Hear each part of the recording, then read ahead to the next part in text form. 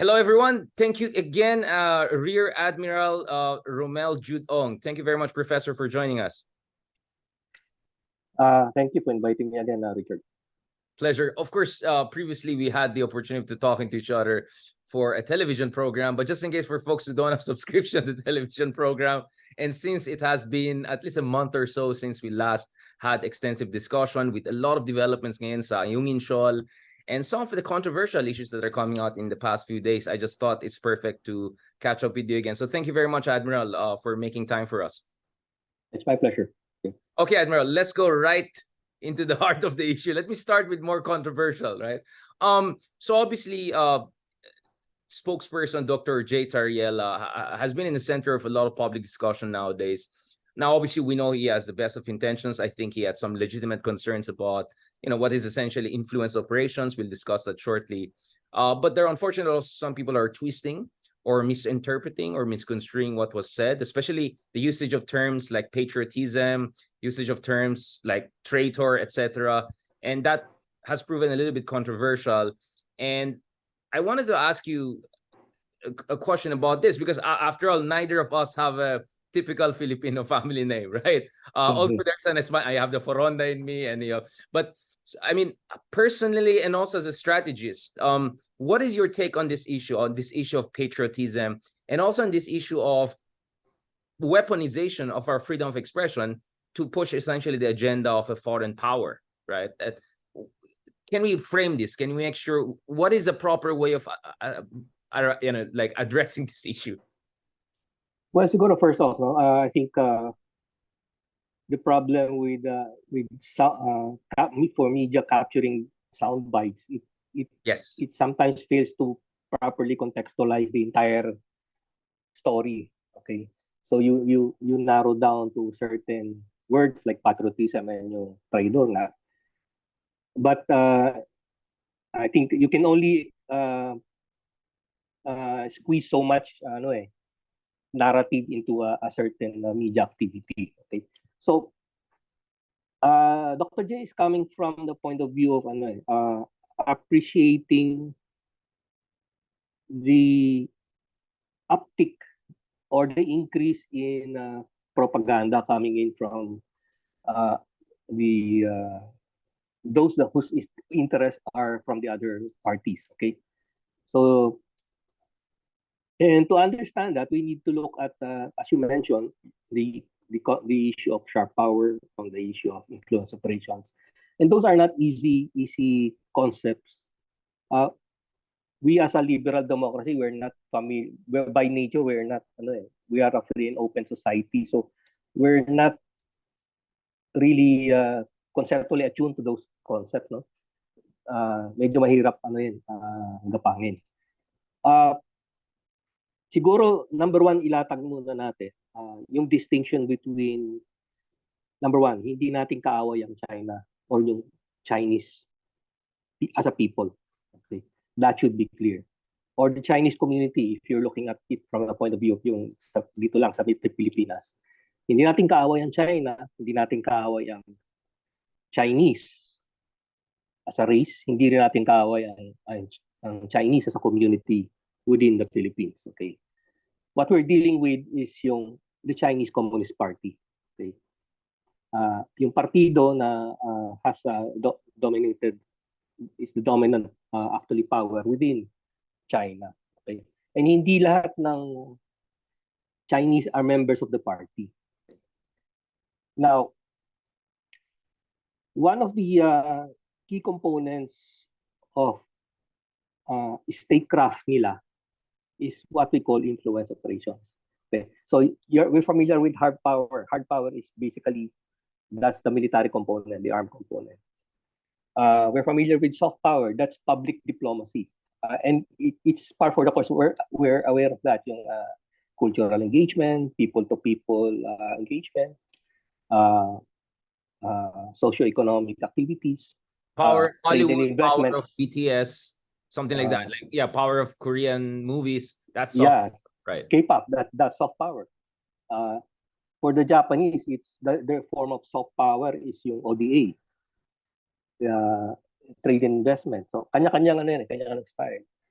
But sharp power is totally different. It's a mix of soft power and hard power in play. The focus of sharp power is not actually to bring your culture to the other countries, but actually to influence or to manipulate yung another country so that it will conform to your interest, to your country's interest. So ganun yung sharp power. And the vectors of sharp power ng China, the Chinese Communist Party, is embedded in its organization, yung central committee, the party committee. Normally, we look at 3 departments. So you have the United Front Works Department, then you have the International Liaison Department, and then you have the Propaganda or the Publicity Department. So those are the key departments within the party that we look at in terms of projecting influence beyond the mainland China. Now, ang first, normally, ang unang object niyan would be, ang target niyan would be the Chinese diaspora. So meaning, United Front, meaning trying to unify supposedly all people of Chinese or Han, supposedly ethno-linguistic background under motherland China. We're not saying that's the case. We're saying that's the strategy or that's the goal of this United Front organization, right? It's their style of governance. It's their style. The United Front Works operates domestically muna. It starts domestically. Okay, so it's remember, historically, yung China's never been united before. I mean, warring states period, etc. Even the early 19th century or so. Ang pinaka problema nila is how do I keep China united Kasi ang fear nila is warlordism Okay. Doon sa within sa laki ng bansa nila, very critical, very problematic para sa kanila yan. So it's paloob muna yung focus nila. Then later on palabas na. Because we have the Chinese diaspora, you have Chinese communities in other countries. So they're trying to also project yung influence nila muna within those Chinese communities outside mainland China. Okay. Now, ang ano nito, the beauty of that design is that particularly if I'm a Chinese family, then I send my children abroad to study. Okay. I, as the parent, become the hostage of the party. If my children, if my children studying abroad tends to drift away from the party line or whatever, then the parents become the hostage. So that's one leverage. Okay. So doon muna yon, naka-project muna within their own communities muna. Okay. Now, as a tool of statecraft, iba naman yon. Pag in-elevate mo sa tool of statecraft yung United Front Works or influence operations, it's basically to influence another country so that target country will conform to yung policies ng China or ng Chinese Communist Party. Okay. So normally ang target niyan are the elites. Okay. So that's why we are talking of, we use the term elite capture. Okay, or elite cooptation, meaning you try to look for the centers of power within or centers of influence within a target country. And normally you will find that in the leadership elite or the economic elite. Okay. Those are the movers and shakers of any country or any economy. Okay. That if you are able to capture their interest or capture their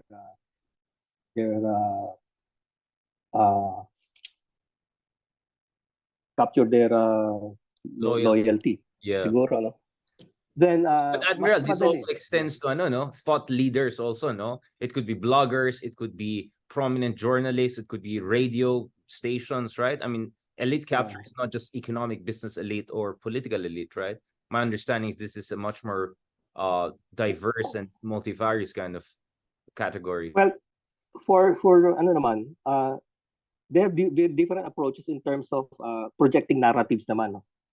So that's a totally different vector of United Front work, so influence operations. That's through propagating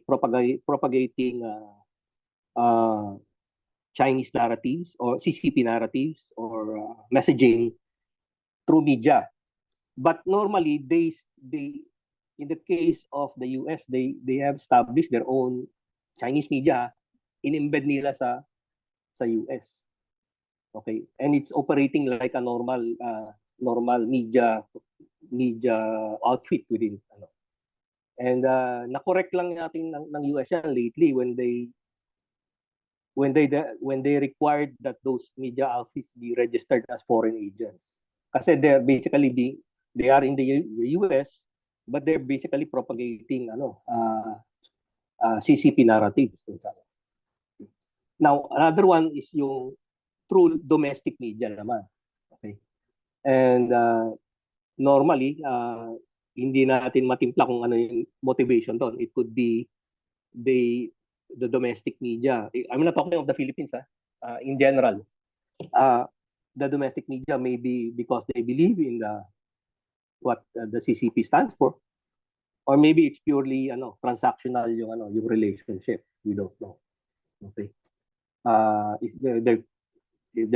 there's a problem later, sometimes if there's a contingency that comes in later, we have a ready supply of back channel operators, at least on the military to military side, who can work with the other side.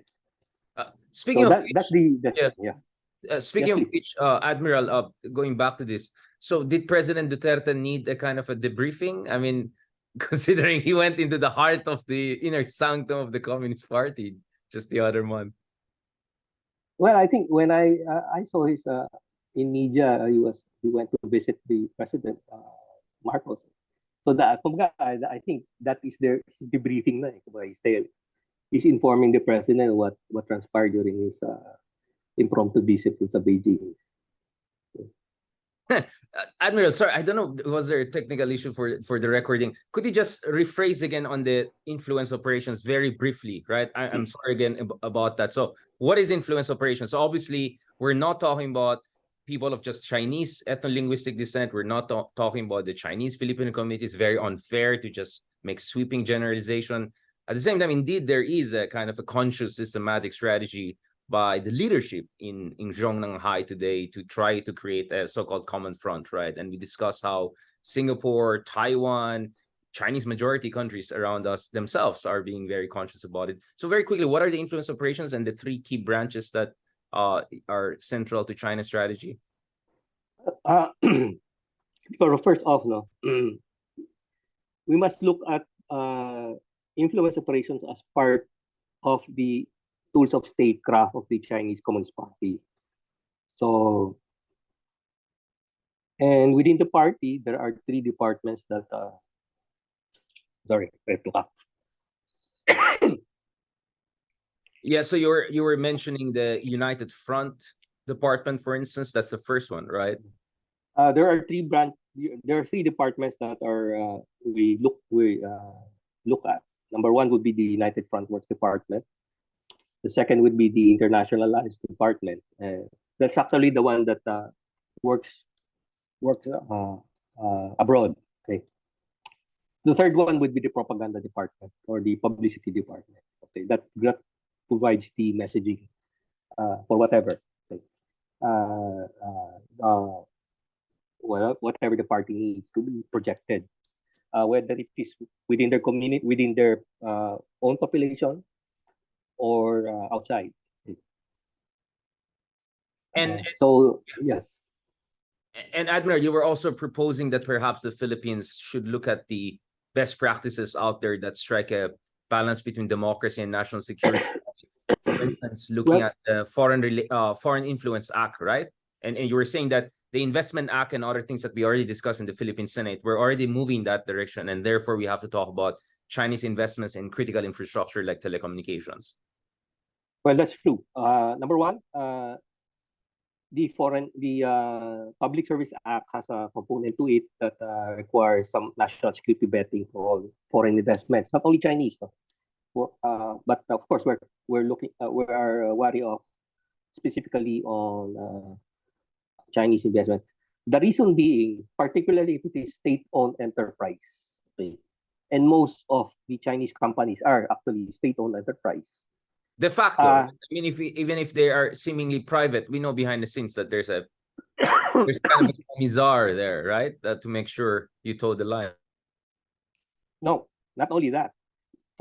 For state-owned enterprise, there's a party cell within the state-owned enterprise. So ibig sabihin, the Chinese Communist Party has its fingers dipped inside state-owned enterprises. So whether there is positive control or they're just merely there to make sure to extend oversight, we don't know. But definitely they are present in all those state-owned enterprises.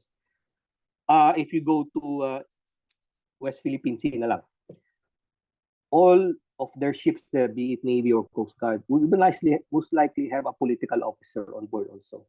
So when you deal with them, you're actually dealing with two people on that ship, the ship's captain and the political officer on board.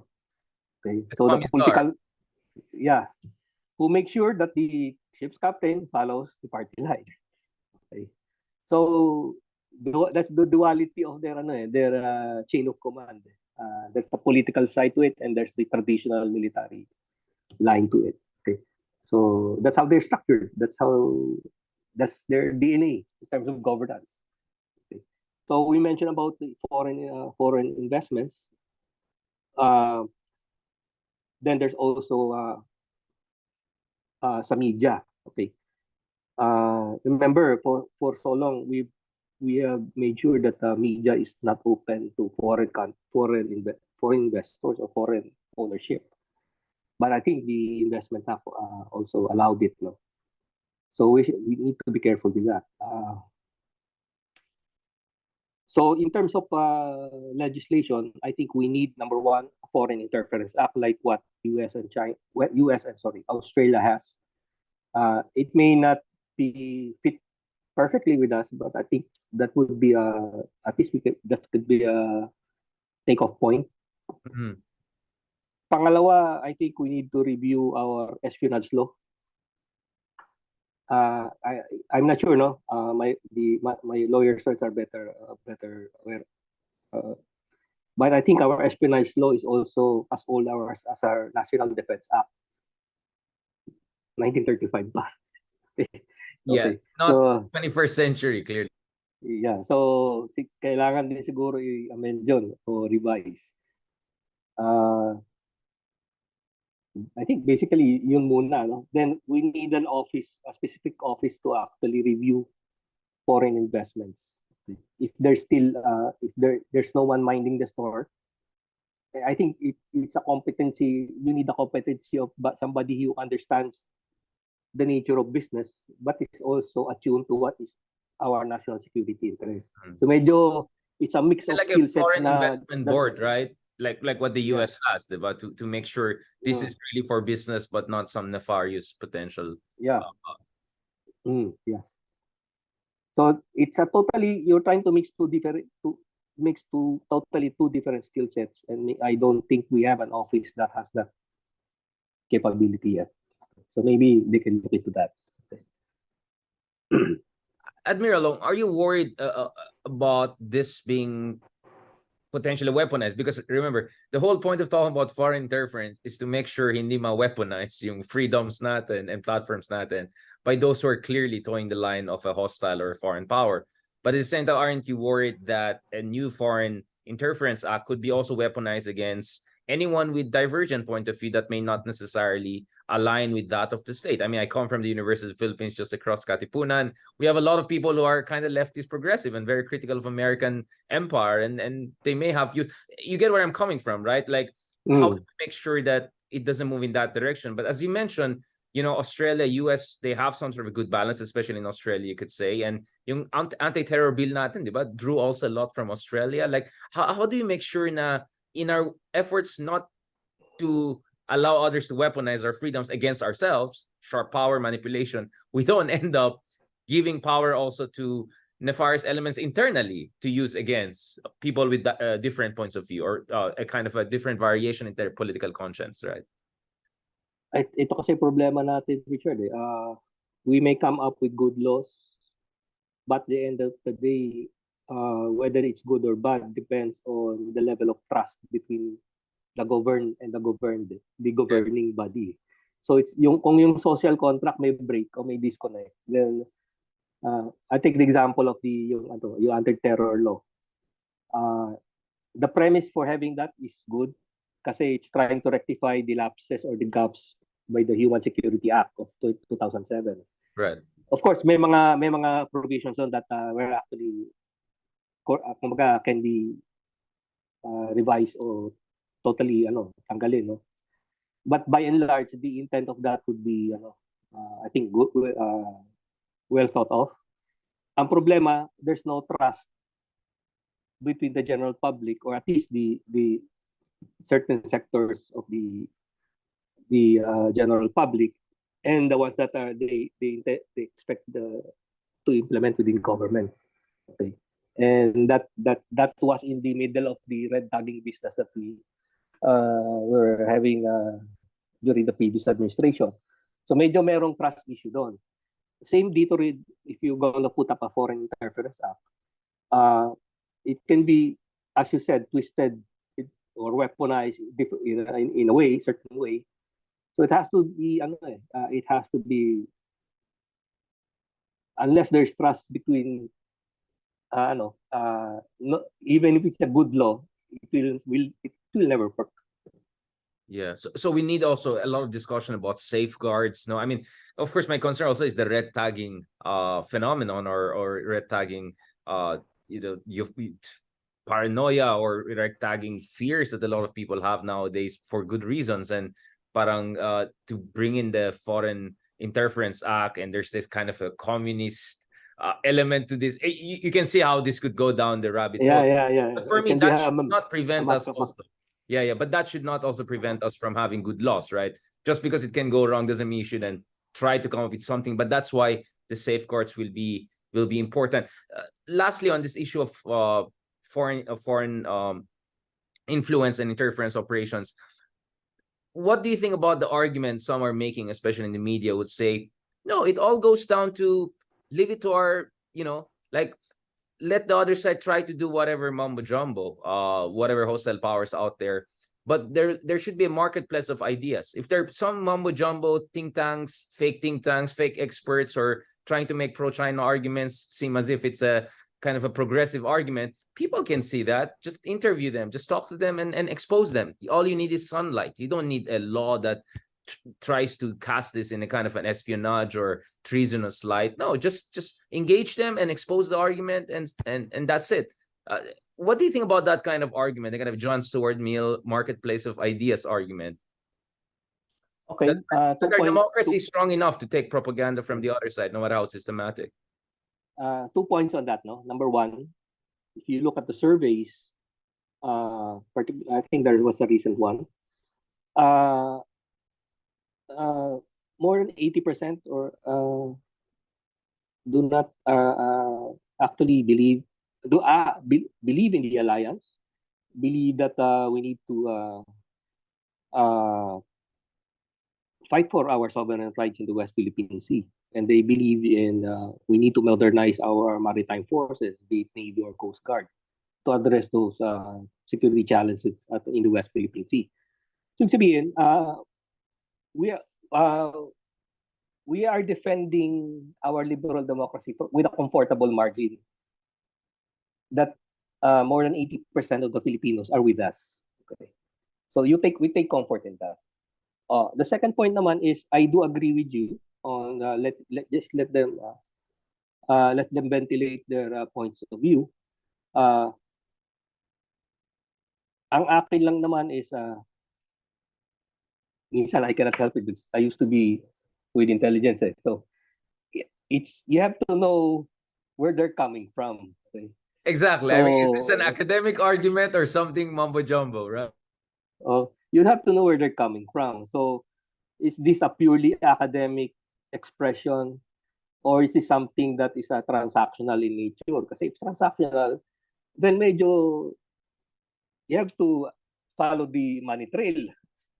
Okay? Yes. But if it's a purely like what we do, it's purely academic, and it's well, it may not be unbiased kasi we have our own leanings, but it's coming from our own perception of what's of our worldview or what's happening based on our own perception. So kung ganun naman, I think, as you said, the marketplace for ideas is free. Everybody can express, even the most contentious uh, uh, opinion. If you can, if anybody listens to you, then go and good. Okay. But siguro, tingnan lang natin from a temporal perspective yung trajectory niya. Kasi if you remember, Richard, we started this discussion on sharp power just before the national elections. Kasi we were worried about the Manchurian candidate, di ba?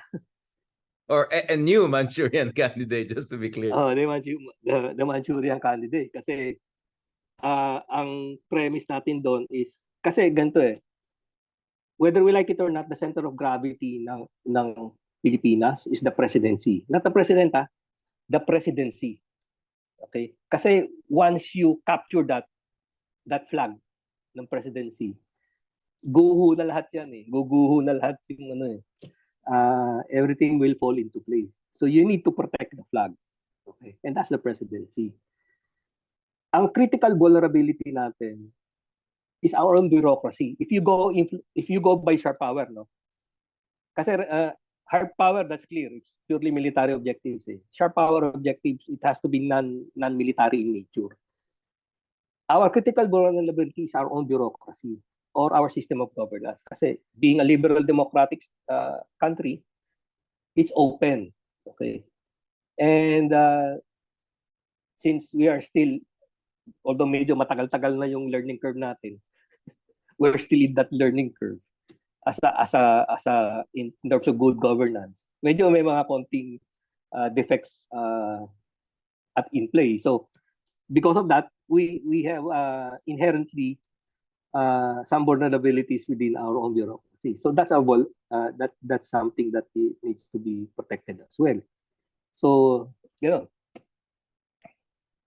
I appreciate that. Thank you very much, Admiral Ong, for shedding light on this issue. I mean, I'm just trying to make sure that we're fair about this, but let's also make sure. I mean, there are espionage laws. I mean, it's one thing for you to express a point of view because that's your academic, scholarly, or I don't know, progressive activist point of view. It's another thing if you're paid to say arguments in a certain way with a specific agenda of serving another nation's interests, which happens to be hostile to us. So there are clearly some demarcations there, that we have to look at. But what about yung mga useful idiots, yung tinatawag ng mga Soviets? Those who are willing to do it for free. It's like, there's no money trail, but they're still gonna do the job because a fellow traveler or something like that. Remember, Soviets had that term for a lot of people in the West helping the Soviet Union for free.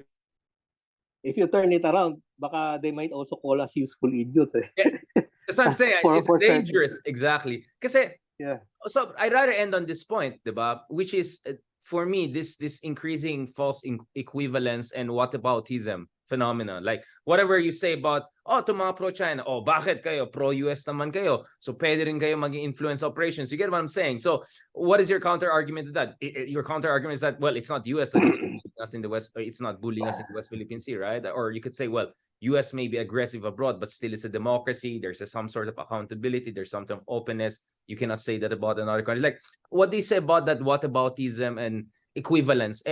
Kung China kami, di US kayo, di patas lang tayo. Yung ganyan na diskurso, yung whataboutism. What do you have to say about that?